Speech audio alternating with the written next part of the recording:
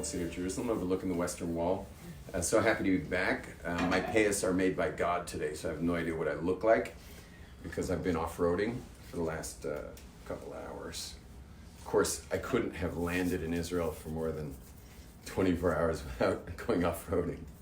You know, I just live in the wilderness. I'm always in the mountains, and I think maybe it has a lot to do with how spiritual I am, because.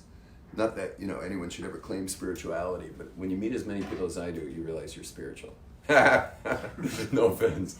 So anyway, but whatever, you know what I mean? Like, you don't have to be a dummy to realize that you're kind of a spirit-oriented person when you meet a lot of people who aren't, unfortunately.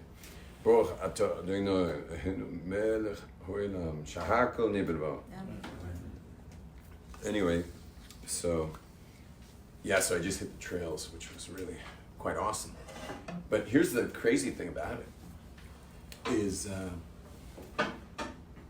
I decided to transform one of my vibrations that's been a blind spot, obviously. If anyone here knew they had some negative vibration going on, they would change it immediately. Problem is, they're all in your blind spot, like where my hands are right now. All your negative vibes are here, you don't see them, and so you perpetuate them. And wherever your life doesn't work, because if you have negative vibrations, obviously your life's not going to work very well.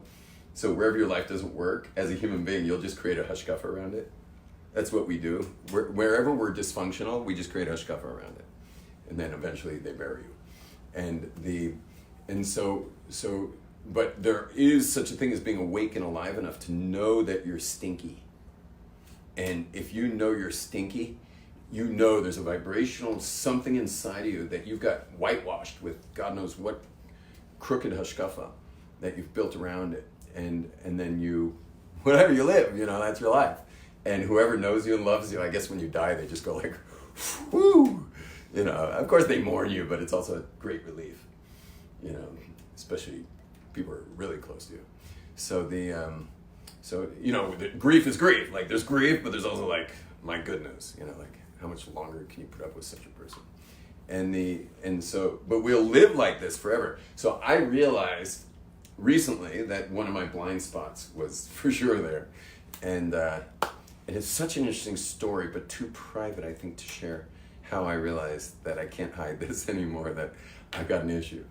And so let's see how much I can share. Let's just say that there was a relationship in my life that's an important one that wasn't working at all, and I basically figured out the personality disorders of that person. That was my hushkuffa, is this person's got issues. And they may, but so do I, and it takes two to tango. And so what happened was I did the work, and you have to unfortunately cry a lot. Because think about it, if you have some blind spot vibrational thing that's like making you smell from, at about a 3-meter radius. So if you have something stinky that makes you smell, and you're perpetuating that smell around, chances are the reason you'd be doing so is because to reveal it would be way too painful emotionally. Like, you know what I'm saying? Like, to go there, no one's going there. You just don't want to go there. And you'd probably even avoid people like me who would take you there, because that's my work, which is how I get to go there. I get to go there frequently because I'm constantly doing my work. And in fact, my work, which is called the Possible Seminar, I just got back from 3 seminars on the East Coast. And we got our first English seminar in Jerusalem in like half a year. I don't even know how long, like the longest time. But it's coming up this Sunday with an introduction Thursday, where I imagine I will bring pizza. Even though I personally wouldn't eat pizza, it seems to be a good way to get people to come to your experience. So there will be an experience this Thursday night on Shmuel Navi of Dushinsky. Anyway, if you're watching this live, send your English speakers. And stay tuned for Hebrew seminars back in business. Anyway, so what happens is the way we can be so stinky for so long, I think we lost him. You with us? Sorry. The way we can stay stinky for so long is because to reveal that vibrational frequency would require touching a part of you that you don't want to go. And I found mine. And that much I can reveal because of my own secrets, I have none. So I'm from California where you just say everything. So I don't mind revealing my own stuff. So the frequency was that I was raised in a world where there was no boundaries at all. You know, and I've got a real Avram Avinu soul. So if there were some, I would have broken them, but at least I'd have known they were there. You know, I would have definitely busted through any boundaries that were there, but I wasn't even given any. Now, here's a really interesting thing. If you're from the soul of Avram Avinu, and you're the boundary breaker, and you're going to push the limits of everything, you know, just to keep everyone awake and alive, you know, because every institution rots from within. The top of every institution, they don't want to lose power, but the problem is how'd they get to the top? They got to the top because they obviously had what to say that was relevant enough to put them at the top. But the problem is the world is dynamic. It's not static. When you're on the top, you like dynamic or static once you're at the top? What do you prefer? We'll take the static, please. We like the view up here. And so, but what happens is dynamic comes from below and just generally attacks, you know. That's why even the longest standing companies, you know, some are real stayers, but most 30 years later, companies that you just thought were like forever are gone, you know, unless they innovate, but so often they don't just have the courage to do that, and the top just doesn't have the dynamism to allow for innovation. But things should percolate from below. Aish Torah, I mean, at least until smartphones, was very relevant for a long time because of because Rav Noach Weinberg, you know, as our leader, he just never claimed the top, so we didn't have one, which was quite amazing. And there's a lot of organizations that you probably have no idea started here, but he just had no top, and so you could start anything here. And he would even fund you. You come with him with the craziest idea. You need some level of follow-up, or the board would come after you. But he wouldn't come after you. He'd be like, do it. You know, I'm cutting you a check. You know, and then the board would come cramming down on him going like, what was that? So do you mind turning off? I think we have heat on, which is, I don't think that's so appropriate right now. Just press off the power there. Thank you. It'll also be much quieter. And take a deep breath. Anyway. Aish Torah never had a top, which was quite amazing, you know. And then interestingly, he passed away right around after smartphones, and so as the movement hit its next stage, which was, you know, you're gonna find truth on your smartphone, not with a backpack. You know, smartphones are a little smaller than backpacks. You know, you're interested in truth. Why don't you just pull your phone out? You know, leave the backpack at home. And anyway, but when all that shifted was about when he passed away. So he never had to witness, you know, the world we live in today. I wonder what he would have said, though, how he would have wanted to innovate with it. It's a good question. Anyway, the top percolating up, the boundaries. I was never given boundaries, and I'm the percolator. Like, I'm the soul that percolates up and busts through things. But here's a very interesting thing, and this is what I wanted to say before, is what do you do if you're an Avram Avinu? And your identity is break boundaries, or at least push up against them, so they push you back, which is how life's supposed to be. You're supposed to push up, to get pushed back a little. Then you know your geography, so you don't spend the rest of your life scared out of your pants for nothing. You know, like most people's parents, unfortunately, there's a lot of bad parenting, especially in the observant community. And I'm not saying every observant Jew does bad parenting, but there's one level of parenting that the observant community's done a lousy job of, and that is making the kids scared of things about 100 miles away from where the fear should have started. You know, we're not so good at that. You know, we aren't very good at showing our kids the actual geography. And that's a great way to cause mediocrity in your children. and a real browbeaten adulthood, and not to mention financial scarcity, because our modern world has no tolerance for that kind of stuff. Like every single enterprise in the financial world is governed by the people who push fearlessly to the edge. And so we're basically just handicapping our children, tying their hands behind their backs, needlessly, absolutely needlessly, instead of showing them the edge of things. And it's not that you don't make a fence, but the fence is for the terror. Okay, fences are for the terror; they're not for, everything else. And so you make a fence for the Torah for sure. You want to protect that thing. But unfortunately, people have gone overboard with their protection. That's why I think it was Jung who said that every good parent fails. Every good, meaning you're so good at parenting, you forgot to stop. And so you crippled your kid by not giving them their wings. Parents' jobs give roots and wings. Roots when they're little, and then wings as they can use them. But many parents have done a lousy job of that. You can shut off your ringer if you don't mind. Thank you. It's okay.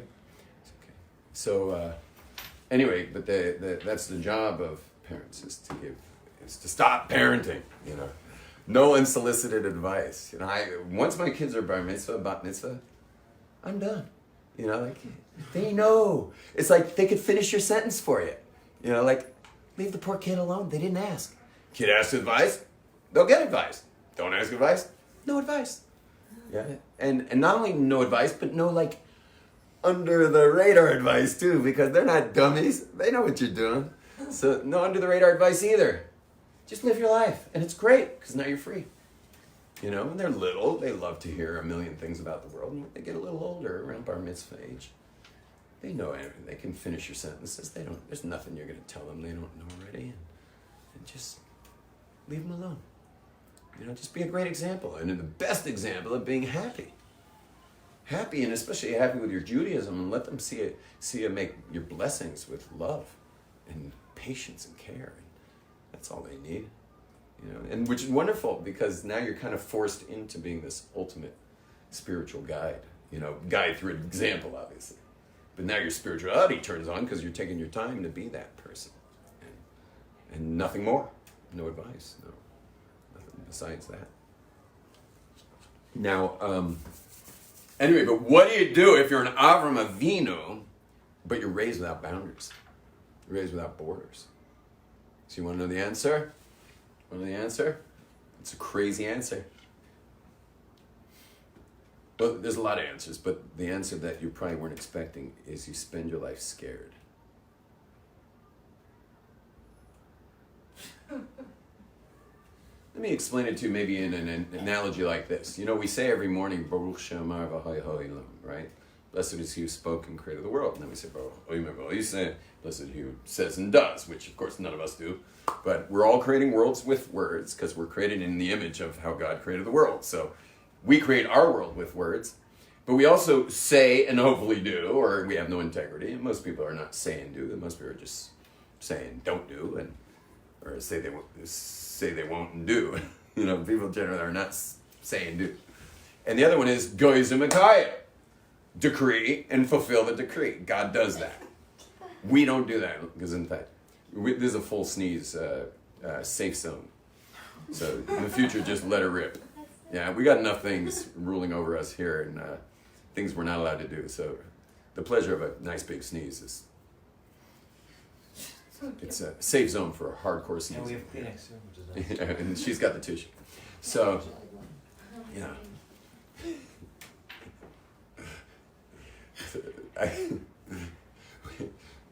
some of life's pleasures come with a lot of rules in Judaism. So we should definitely at least be able to sneeze fully. So the, anyway, what was I talking about? Scared of Being scared, without limits, without. If you live a life without boundaries, then you get scared and you're lost. I appreciate the overall theme. I wasn't on that right then.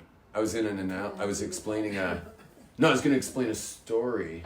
Well, you only know that. I thought I had started it already. I can't remember if I started it or not. Okay, whatever.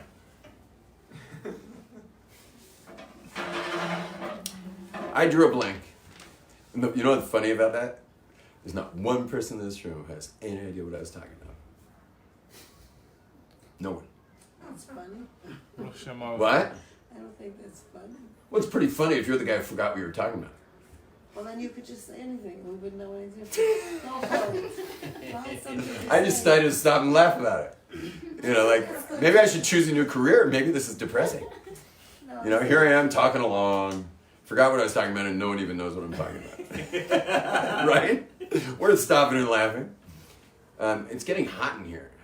it's cold. Take it easy. I turned it off already. No, it's heat. It's heat. We have a little problem with the building in that they have to heat that room. That room just gets cold. But this room, unfortunately, does not know how to be on its own. You can open the window a little bit. That'd be wonderful. But the windows are broken, What? I think. This one might work. Nice lady. Do you mind just airing out the room a little bit over there? And then we'll close in a sec because it's got there's ambient noise that's more than I can handle. I don't like the ambient noise, but let's get that thing nice and opened up. Keep it going. Just let's get some fresh air in this room. Have a great day. Oh wow! Safe travels. Thank you very much. Don't forget to sleep on the second half. Okay. Don't force yourself up as long as you can. I'll try. Thank you. They're gonna make you go to sleep, but do your best. When you fly to the U.S., you want to stay awake for, it's 12 hours, so you want to stay awake the first 4, and then try to sleep the next 7 or 8. Otherwise, you arrive. Yes. Well, you may not be a mess. You've slept a lot. But by the time it's around 3 or 4 p.m., you've been up since midnight. And now it's 3 or 4 p.m., you're done. And now your whole schedule is going to be messed up for days. But if you just put toothpicks in your eyes and force yourself awake for the first 4 hours of your flight, and they don't want it. The stewardesses just want, like, they shut the place down. Like, get out of our hair. You know? Yeah, until the meals, when the meal's done, all the lights shut off and you're done. Yeah. But I stay up. I have to. I have no choice because when I hit the ground, I got to often teach 10 hours straight. Wow. From noon till, not 11 hours, from noon to 11, I'm on my feet in front of a crowd. Noon Straight. to 11 at night? Yep. So I must force myself awake for those hours. So let's go back to the fear. I'll reel it back. Maybe it'll come again.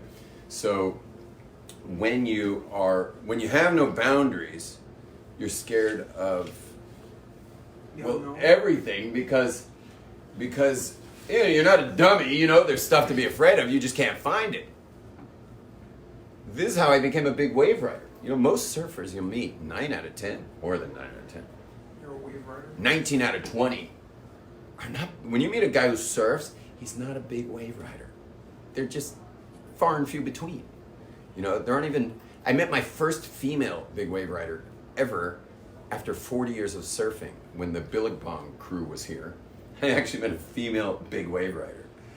And I still, you know, I mean, she told me how to search her on YouTube to watch, but I still haven't seen it. I just met it. What does that mean? Big wave riding? Yeah. Big wave riding is like starts more than double the height of this ceiling. More than double the height. And that's when it's like, that's when we feel like we're surfing, when it's double the height. When it's more than double the height, then we start, I don't know what we start doing. We start really having fun. And then it gets bigger, and then it gets bigger, and you just keep going because you're pushing the boundaries. And I probably should have drowned 1,000 times, but God was keeping me alive for something else. And I never found the boundary. I never hit it. And when I moved here, all the big wave riders moved to jet skis, pull-ins, getting towed into the waves, which I'm kind of glad I missed. Just having watched some of those wipeouts, even last night on YouTube. You know, because last week it was, the waves had hit about 80 feet plus, 90 feet in Nazari, Portugal. You can Google Portugal big wave riding and see the biggest waves in the world. And it's pretty frightening, and knowing me, I would have stuck with it and been that guy. So I'm glad I didn't. And by the way, the only border I ever met was the Shulchan Aruch to this day. I finally met my match. I mean, my match was God, but it was such a pleasure to meet God in my life, because there's just, there's the edge.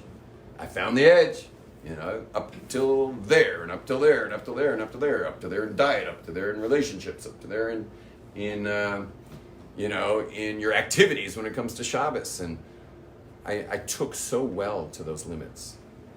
And you would think it would have been the opposite. You know, a guy who has no limits should be kind of turned off by Judaism.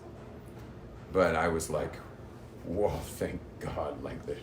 Now I feel safe. Feel safe, safer anyway. But what I didn't realize is I had a vibrational energy inside of me called unsafe, that I felt unsafe. And I expressed it in two ways. One I already shared with you, risk-taking. Took a lot of risk. But the other way was a very interesting thing that is, you know, it's a little embarrassing to even share publicly. I'm embarrassed to say this, but I'm super engaged. I mean, you can tell how engaging I am just right now. But one-on-one, I'm even more engaged. If it has an end. It has to have an end. Like, people hire me for an hour, and they get so engaged. They get such an engaged person when we spend that hour together. But I never knew until this day that it must end. I mean, I have to know when it's over. I have to know when it's over. I can't. The open-endedness of that level of engagement was not, it just wasn't a note I could play on my guitar. It was just a missing chord that I couldn't play that. And I never knew that. Just never knew it. And very sadly, there's certain people who have an open-ended engagement requirement. What are those people called? Begins with an F. Family. Family's open-ended. You know, there's no end. There's no end. You know, the hour doesn't end. Hey, welcome. Can you move seats so they can sit together, please? You came off the wall? We're going to the. Have a good davening. Hi, welcome. It's funny, they're going to pray, and you guys just came from the wall? Thank you very much. You're welcome. Where are you from? You look so exotic compared to me. Nice. Nice. So you probably like the topic we're on. You speak English? A little bit. מדברים קצת אנגלית, כן? את גם מדברת? אני לא. מבינה קצת? קצת. אני אגיד את הנושא בעברית, ואז אולי תתפסי את זה. בסדר? אז הנושא זה להיות ממש מקושר עם מישהו, כמו אתם מכירים אחד את השני, אז להיות מקושר עם מישהו. Oh, we have a table for two right here. Please come sit. Come. Table for two. This is like the revolving door here. I'm sorry. Every minute. No. This couple came right before you. How you doing? Good. So happy to have you. Thank you. So I'm just starting in Hebrew for 1 minute. להיות מקושר עם מישהו, כן? אם זה מישהו, בוא נגיד בביזנס או כל מיני דברים, יש סוף לזה. אז את יכולה לתקשר כמה שאת רוצה, מאוד, כי את יודעת יש סוף לזה. אבל יחס עם משפחה או בן זוג או ילדים, אין סוף לזה. ויש איזה פחד בזה, שפתאום אני, לא יודע, שפת גוף שלי פתאום אומר לשני שזה נגמר הזמן. כאילו, אני בחוץ כבר. So what happens is, and I think this happens for a lot of people, I'm not the only one this happens with, I'll catch you up, is that when you're deeply engaged with a person, because that's the right thing to do when you're standing with somebody, you like to know that it ends. An hour, half hour, whoever it is. And I get hired a lot for an hour to meet with people. But it's an hour. It's over after an hour. But when it comes to family, it never ends. It never ends. And I noticed that I would disengage. I just disengage at a certain point. And this may be something that other people have in common, where they disengage at a certain point, even with their spouses. And spouses are a little more independent compared to kids. Kids are like, spouses, ish v'isha הם יותר עצמאים מילדים. Kids, it's like it doesn't end. It just, their need, it's like a vacuum cleaner that's been, the on switch was glued on, It just never ends when it comes to kids. They need you, and they need you, and they need you. Now, I think women don't have this big an issue like men do. I think men, it's a little harder for us to be that engaged with someone where it never ends.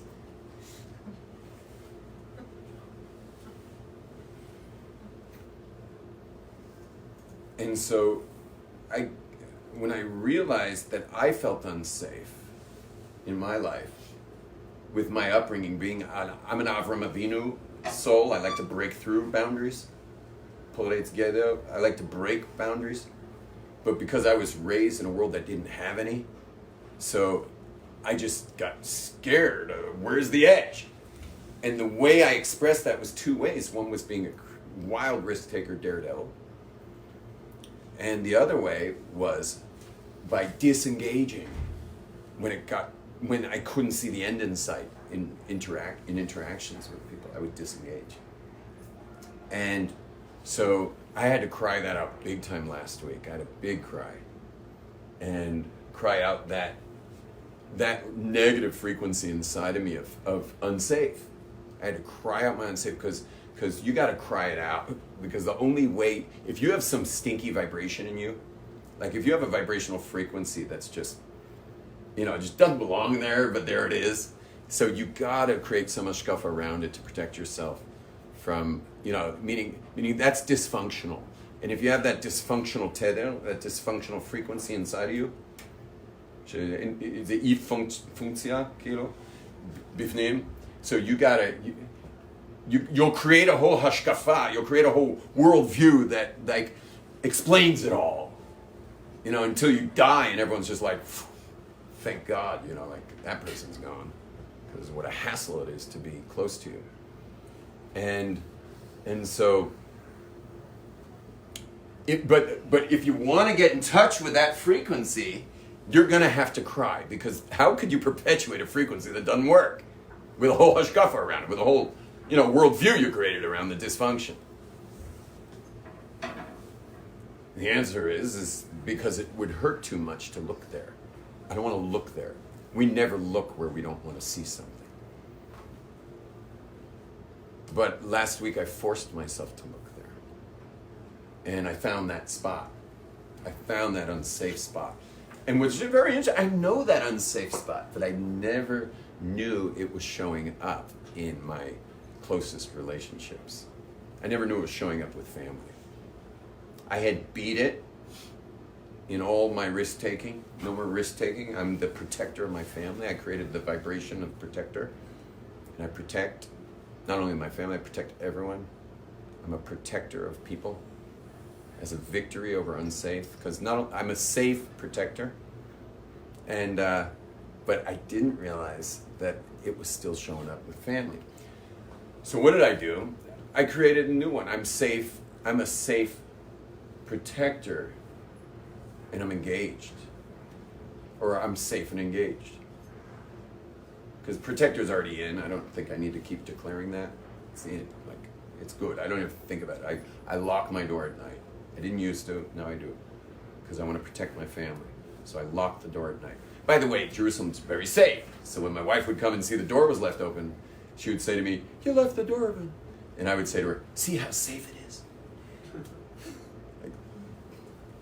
But that's what we do. We create. That's a perfect example of self-deceiving hashkafa, self-deceiving worldviews we paint over dysfunction. You get that? That's what we all do. And so what happened was I discovered there's this whole other frequency of disengaged when I don't know when it ends, and there's no more clear example of when it doesn't end when you're with family. Now, family's not going to call you out. Family won't call you out on that. You know why? Because once you have that negative, let's say you have a negative vibrational energy, you have a negative frequency, you're going to create what's the right word for it? How do you say one that makes up for it? How do you call one that makes up for it? Compensatory, a compensating vibration.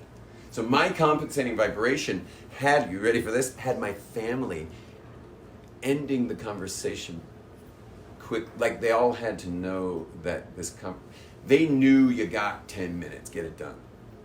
Can you imagine that? Like they knew I'd be there 100%, but you got 10 minutes to say your piece. And I didn't even know I had no idea that was because of me. You just create a compensatory frequency, and people will jive to it and cooperate. You know what that means? That means you have people cooperating with you right now in like ways that perpetuate you, and you perpetuate it. You understand? You have compensatory frequencies you've created to basically protect the frequencies that you should be transforming inside you. And everyone will relate to you based on that. For example, if you meet someone whose compensatory frequency is shy, you will automatically kind of give them space. You automatically give them space. And if someone's compensatory frequency is lazy, and you needed someone to do something, and there's 5 of them there, you will not pick on lazy. You'll know not to pick that person, and they are already putting it out.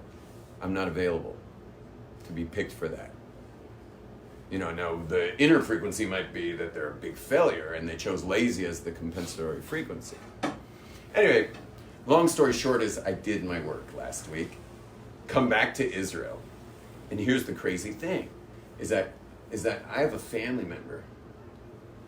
I have a family member who's the only one who never bought my scrap. I have one family member who never bought my scrap. Everyone else bought it.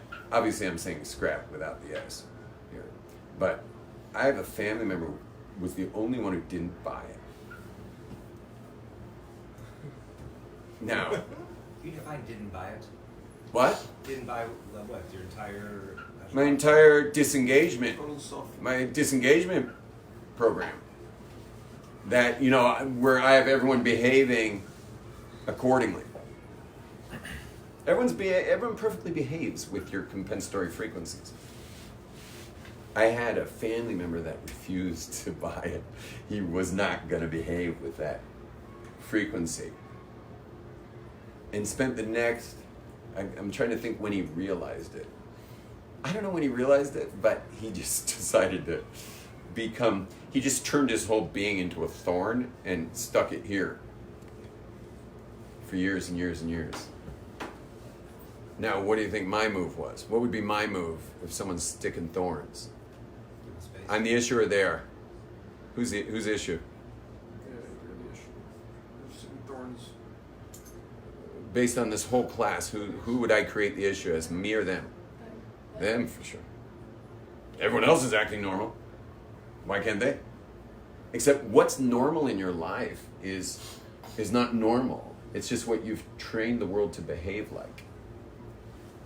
To not step on or expose you. So the one person who refused to play along, who was a thorn in my side, has when I flew back to Israel, I just arrived, no one's been sweeter to me. I haven't discussed any of this with him. No one's been more with me. I don't think there's not a single person in my family that spent more time with me than him at this point. No big talk was had. I don't mind I obviously, you see, I'd be willing to open up and own it. I just opened it up with you guys and owned it. You know, so I'd certainly own it with him. I don't think I even need to. He's so insightful. But my frequency shifted, and he took his thorn away. Like that, boom. Like, if there was any question what I'm saying is true or not true about me or about the subject matter in you, inside you, is it all flipped around like that. And this is why it's so important for all of you to realize, and me, which I think I realize, is that it's not appropriate for any of us to complain about our key relationships.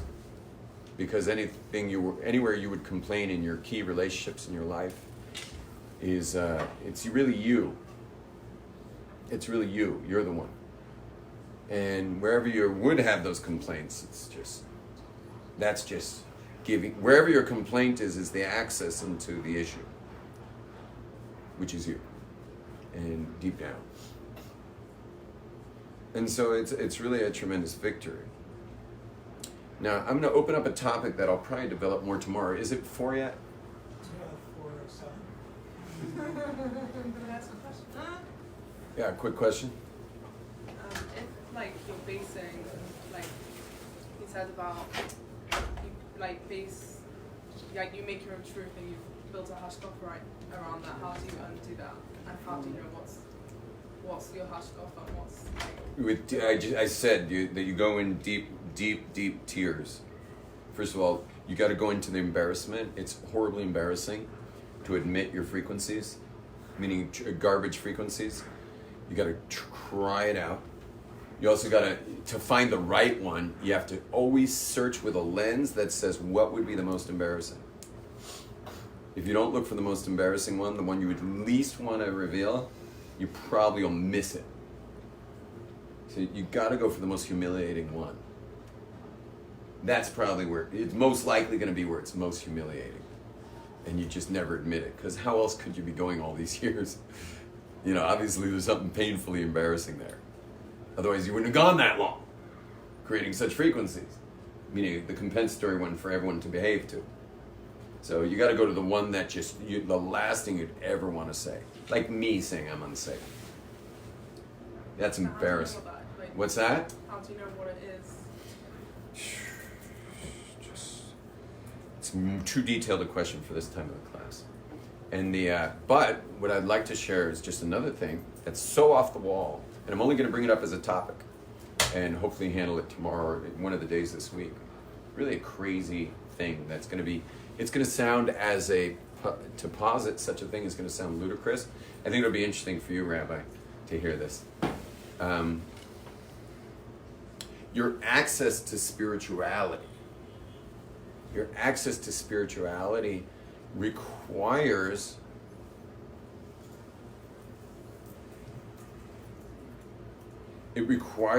that you clean out your emotional toxins. I mean, you can have what they call spirituality. I mean, you can have a surface observance, let's say. You can have a full Jewish observance, and you could even go far in both Torah knowledge and in understanding of prayer and the path of prayer and the path of connection. But to have a visceral God experience, which is the point of it all. I mean, a little short of prophecy, obviously, but to have a visceral God experience, it only will rest on someone who's clean emotionally, meaning that you've worked through your garbage. You don't have toxic stuff inside of your personality built as a building, as a factory, factory loaded building. When I say factory loaded, I mean the factory of your upbringing. I don't mean, because no one was loaded with that. When you were a toddler, you didn't have any of that. But that if you want true spiritual fusion, the kind of spirituality that you can't deny, something that would take you the rest of your life to describe and you wouldn't finish, nor get anywhere near accurate to it. Like true spiritual USB cable plug-in only lands on the person who's clean from these toxic vibrations inside. Which would explain why so much of Judaism has been relegated to the surface. Because it's just not part of our culture to go there. You know, no one's going there. And because no one's going there, so you're relegated to, you know, daily Jewish life of the 2019 community. You know, but if you want to touch, I know a lot of people want to touch into something a little, not a little, people want to touch into something real, undeniably real. So then look no further than the toxins built into your personality that you've been compensating for, and break through those. And there's ways to do that. There's several portals. I happen to have one of them. One of them is the Possible You seminar. It's a portal to that, and that's how I was able to get to this one. But it was a blind spot for me.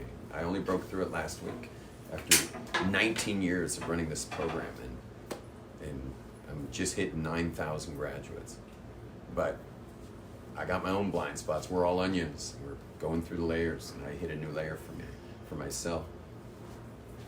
And thank God, it's been really exciting to fly back here and re-engage with my family, but in a way that needs no time.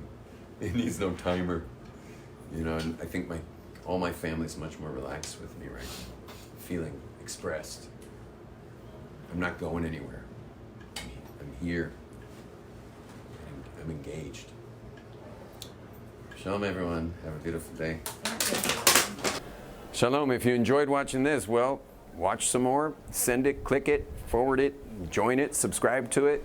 You know, keep coming on and joining me in this amazing movement to make a big difference in the world. And the biggest thing you can do of all is to join the YomTovMediaClub.com. Please go online, YomTovMediaClub.com.